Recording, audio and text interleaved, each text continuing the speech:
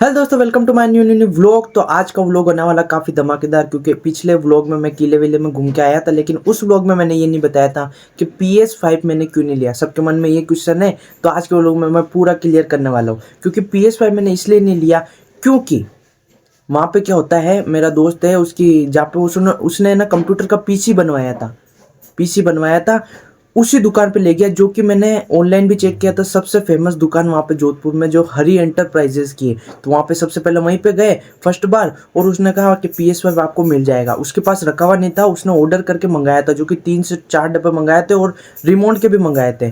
तो उससे जो मंगाते वो लिया था। तो PS5 मंगाया था, तो ऑर्डर कर रहा था आधे 1 घंटे के लिए, हमको घूमने फिरने के लिए कहा, और फिर आधे 1 घंटे बाद घूम फिर के हम जैसे ही यहाँ पे आए, फिर हमको देखने को मिला कि PS5 फाइनली आ चुका है। अब PS5 जैसे ही आता है, तो उसमें निकलते 3 बॉक्स, यानी कि ऑर्डर करके मतलब मैक्सिमम बॉक्स मंगाते हैं ये लोग।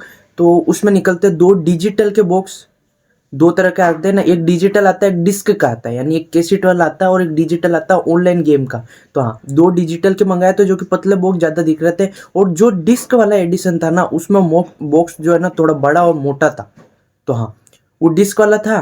तो उस डिस्क वाले को मैंने लिया, और उसमें रिमोट भी निकल रहे थे। तो रिमोट भी मतलब महंगे आते हैं अलग से अगर परचेस किया जाए, क्योंकि 2 रिमोट लगते हैं ना, एक टीवी में, एक PS5 में। तो 2 रिमोट से खेल सकते हैं। लेकिन उस डब्बे में वो आ रहा था, यानी कि एक रिमोट आ रहा था, एक PS5 का डिस्क एडिशन आ रहा था, PS5 का कंसोल, और उसमें आ रहे थे केबल वेबल तो आती है, ठीक है ना, पूरा कंसोल मतलब सेटअप आता है। लेकिन उसमें आ रहा था एक बंडल आ रहा था, फॉर्चुनेट ऐसा कुछ गेम का नाम था, ये मैं भूल गया यार। फॉर्चुनेट ऐसा कुछ गेम का नाम था, F से ही नाम था।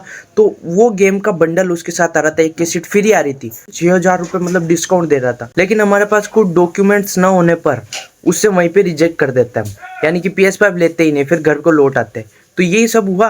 और हाँ, अगली बार वो जो डॉक्यूमेंट है वो लेके जाना पड़ेगा, यानी कि कभी भी जाते हैं लेने के लिए, फिर हम परचेस करेंगे। लेकिन जब प्राइस हाई नहीं होना चाहिए, जब भी प्राइस यूँ मैक्सिमम यानी कि इतना ही होना चाहिए ना, तब हम परचेस कर लेंगे।